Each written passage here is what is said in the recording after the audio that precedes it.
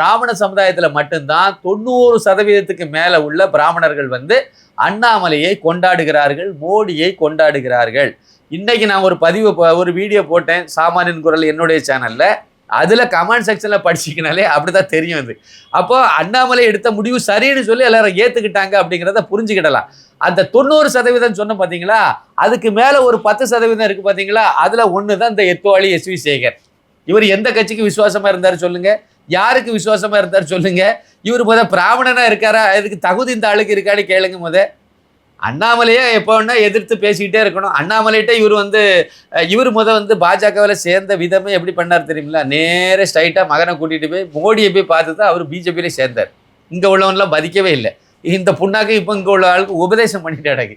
இங்கே உள்ள பாஜகவை அவர் என்னைக்கே மதிச்சா இல்லை. அவர் பாஜக தலைவர் வரணும்னு ஆசைப்பட்டிருக்காரு. அதுக்கு அண்ணாமலை இடைஞ்சலா போயிட்டார். அண்ணாமலையை கொண்டு போய் மாநில தலைவராக்கி விட்டாங்க.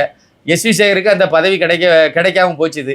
அப்படித்தான் நான் கேள்விப்பட்டேன். அதனால இவர் அந்த வைத்தறிச்சல்ல இன்னமும் கடந்து திமுக பேயாச்சுல, அப்புறம் போய் ஒளியேண்டியது தானே. இந்த ஒரு சீட்டை வாங்கி நின்று மயிலாப்பூர்ல நின்று வெற்றி பெற்றிருக்க வேண்டியது தானே. அதை விட்டுக்கிட்டு எதுக்கு கிடந்துட்டு திமுக போயாச்சு, உங்க கட்சி பரிபாடியை பார்த்துட்டு போக வேண்டியது தானே. அப்புறம் அண்ணாமலை தான் பாஜகவில இல்லை வெளியே போயிட்டார். நீ பாஜகவிலும் இல்லை, அண்ணாமலை ஆரம்பிக்கக்கூடிய புது கட்சியிலே இவருக்கு வேலை இல்லை. இவரு கிடந்து ஒரு இடத்துல டெய்லி ஒரு பேட்டி கொடுத்தா ஒரு விஷயம் நல்லா புரிஞ்சுடுங்க. அண்ணாமலையை பற்றி யாராவது திட்டினாலும் அது பெரிய நியூஸாக வரும், பாராட்டினாலும் பெரிய நியூஸாக வரும். இதுதான் இன்றைய தமிழக அரசியல் களம். அண்ணாமலை தான் பேசு பொருள். அதனால அண்ணாமலை யாரு திருமாவளவன் வாழ்த்து உடனே அது பெரிய நியூஸாக பிளாஸ் ஆகுது. கம்யூனிஸ்ட் கட்சி அண்ணாமலையை வேற மாதிரி விமர்சனம் பண்ணுது, அது செய்தி ஆகுது. மாணிக் தாக்கூர் அண்ணாமலையை பற்றி பேசுறாரு, செய்தி ஆகுது.